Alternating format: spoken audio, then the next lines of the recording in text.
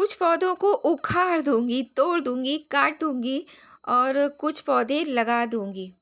भई प्रून करेंगी तो कटिंग्स निकलेंगी तो लगा देंगे तो न्यू प्लांट्स रेडी हो जाएँगे। यहाँ पर बोगनवेलिया को ही मैंने कट किया हुआ है, येलो कलर का बोगनवेलिया, उसमें सिर्फ़ पत्ते आ रहे, ग्रोथ बढ़िया।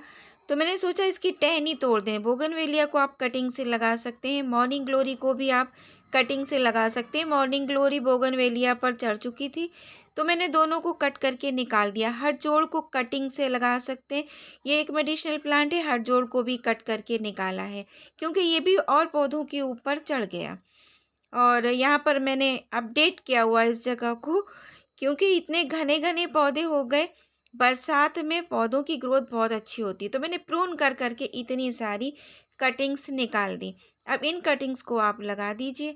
टर्टल वाइन निकाल दिया, टेंगल हार्ट निकाल दिया, गौरी चोरी की कटिंग कर दी, सिलोशिया की कटिंग कर दी, साथ में पर्पल हार्ट की भी कटिंग कर दी और रेन लिली की भी कटिंग कर दी।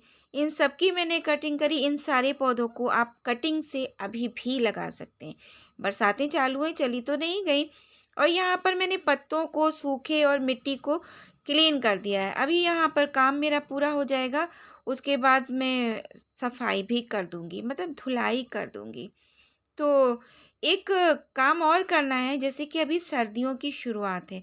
अभी आप कुछ पौधे तैयार करेंगे तो वो फ्लावरिंग करेंगे। सितंबर तो है ही, अक्टूबर नवंबर तक पौधा बनकर तैयार हो जाएगा। फिर दिसंबर, जनवरी, फरवरी, मार्च, अप्रैल तक उसकी फ्लावरिंग चलेगी, जिसमें कि एक प्लांट ही अपना गुलदाउदी है। और अपने परमानेंट प्लांट है, उनकी प्रूनिंग की है, तो प्रूनिंग के बाद उसमें न्यू शूट्स आ जाएंगे, तो उसकी भी फ्लावरिंग शुरू हो जाएगी। इस तरीके से आपका गार्डन कभी फूलों से खाली नहीं होगा। एक बैलेंस बनाना पड़ता है पौधों में। और जो कटिंग के बाद, प्रूनिंग के बाद इतना सारा वेस्ट मटेरियल, कचरा निकलता है, सूखे पत्ते, टहनियाँ, कुछ भी, सब्जी के छिलके, इनसे कंपोस्टिंग कीजिए, ये भी खर्चा आप बचा सकते हैं। और अगर कटिंग्स लगाते रहेंगे तो कटिंग से बनने वाले पौधों से उसका खर्चा बच जाएगा। और अगर आप प्लांटर्स बनाते हैं, घर का वेस्ट ही, कबाड़ से निकले डब्बा डब्बी, बॉटल, टब, बाल्टी, कुछ भी, सबको आप कटिंग के लिए इस्तेमाल कीजिए। तो फिर देखिए, तमाम सारे पौधे बनकर तैयार होंगे फ्री में और कोई भी खर्च नहीं लगेगा। मैं यहाँ पर गोमफ्रेना की कटिंग्स लगा रही हूँ, एक हाथ से लगा रही थी ना, चलिए लगाने के बाद मैं आपको दिखा रही हूँ। बस कुछ नहीं करना है, नॉर्मल मिट्टी में आपको कटिंग को लगा देना है। गोमफ्रेना में जड़ें आती हैं, रूट्स, एरियल रूट्स आते हैं, तो इस वजह से ये जल्दी लग जाती है। इसके प्लांट हमेशा फ्लावरिंग करते हैं, पर्पल कलर के, देखिए कितने खूबसूरत हैं, और इससे सीड्स भी बनते हैं। इनके फूलों को मिट्टी में डाल दीजिए, ग्रो हो जाते हैं हज़ारों की तादाद में पौधे। तो पौधे घर पर बना लेना भी एक कला है जो हर किसी को नहीं आती है। तो आप सीखिए, वीडियोज़ देखिए। मैं भी पहले प्लांट्स बहुत लगाती थी, लेकिन इतने नहीं जितने कि अब, क्योंकि मैं वीडियोज़ देखती हूँ।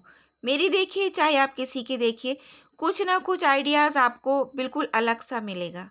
आइए, कटिंग गोमफ्रेना के लगा दिए। अब सर्दियों में खिलने वाले फूल, गुलदाउदी, सेवंती, क्रिसैंथेमम, ये तो बहुत सारे मल्टी कलर्स में आते हैं। इनको आपने सेव तो किया ही होगा अगर पहले से होंगे, और अगर नहीं सेव किया है तो फिर कटिंग्स लगाइए अगर कहीं आसपास मिल जाती, और नहीं मिलती है तो नर्सरी से तो लाना ही पड़ेंगे, क्योंकि सर्दियों में परमानेंट फूल तो डोरमेंट हो जाते हैं, मतलब आराम करते हैं, उसकी ग्रोथ भी नहीं होती, फ्लावरिंग भी नहीं होती। लेकिन आपको ना सीज़नल प्लांट्स लगाते हैं, पूरी सर्दी भर सीज़नल प्लांट लगाने पड़ेंगे फ्लावरिंग के लिए, ताकि आपका गार्डन फूलों से रंग-बिरंगा दिखाई दे। मैंने भी पुराना ही पौधा सेव किया था, बहुत सारी कटिंग्स भी लगा दी, छोटे-छोटे डिस्पोज़ल में लगी हुई हैं, लेकिन उन कटिंग्स को भी मैं रिपोर्ट करूँगी। अभी मुझे ना पुराने प्लांट को सेव करना था, इसमें मुझे ताकत देनी थी, मिट्टी तो ताकतवर हो ही गई होगी, क्योंकि बरसात में नाइट्रोजन तो मिल ही गया, साथ में मैंने इसमें कचरा वगैरह जो भरा था, अब तक डिकम्पोज़ हो गया होगा 6, 7, 8 महीनों में, क्योंकि विंटर्स में ही मैंने इसमें सब कुछ दिया था। और इन प्लांट को कटिंग से तैयार किया था, फ्लावरिंग बंद हुई, प्रून करके रख दिया बरसातों से बचाने के लिए आइट साइड में। अब बरसात से पूरा बचाते-बचाते अब मैं इसको इस मौसम के लिए लेकर आई हूँ। अभी भी बारिशें हो रही हैं तो पौधे को तो बचाना ही पड़ेगा, लेकिन पुराना पौधा है, इससे पहले कि ये कलियाँ बनाए आप कुछ नहीं कर सकते। तो इसमें आप रिपोर्ट कर दीजिए। जड़ें देख लीजिए, फंगिसाइड डाल दीजिए, मिट्टी को चेक कर लीजिए, गमले की मिट्टी को पलटिए, उसको धूप दिखाइए, रिचार्ज कीजिए और कंपोस्ट मिलाइए और फिर इसको आप रिपोर्ट कर दीजिए, तैयार कर दीजिए। फिर देखिए ग्रोथ, कलियाँ भी बनेंगी। इसमें मैं कुछ नहीं लगा रही हूँ, सिर्फ़ निकालने के बाद वापस से रिपोर्ट करूँगी और उसके बाद धीरे-धीरे इसकी प्रोग्रेस के हिसाब से ही मैं इसमें फर्टिलाइज़र ऐड करूँगी। तो आप भी ऐसा काम कीजिए और सर्दियों के लिए क्रिसैंथेमम को तैयार सारा काम करने में थोड़ी प्रॉब्लम हो रही थी, मिट्टी हाथ में लग रही है, फिर मैं कैमरा ऑन कर रही हूँ, फिर शूट कर रही हूँ। इस वज़ह से ना मैंने सोचा कि काम निपटा दूँ या समेट दूँ, सफाई कर दूँ और उसके बाद में ही मैं आपको दिखाती हूँ। तो मैंने बहुत सारा काम कैमरा बंद करने के बाद किया। अभी ये देखिए अकेले ही तो मैं सारा काम करती हूँ। जो गुलदाउदी को मैंने रिपोर्ट कर दिया था उसमें मैं वाटर डाल रही हूँ और यहाँ पर बहुत सी कटिंग्स मैंने लगा भी दी हैं।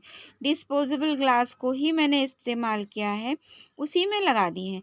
जैसे ही वो थोड़ा बढ़ती हैं तो मैं उसको रिपोर्ट करती हूँ, बड़ा गमला देती हूँ।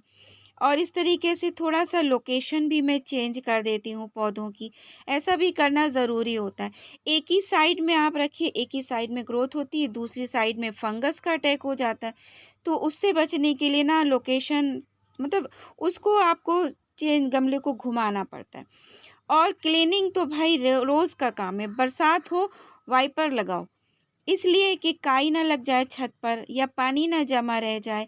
जाली पर से कचरा हटाओ, फंगिसाइड का इस्तेमाल करो, प्लांट्स की कटिंग प्रूनिंग करो, उसके बाद रिपोर्टिंग करो। मौसम अच्छा है, बड़े प्लांट जो बहुत दिन से गमले में लगे होते हैं, जड़ें भर जाती हैं तो रिपोर्टिंग करना पड़ती है और फिर मौसम भी अच्छा है फर्टिलाइज़र देने के लिए। अब तो लाइक कर देंगे ना?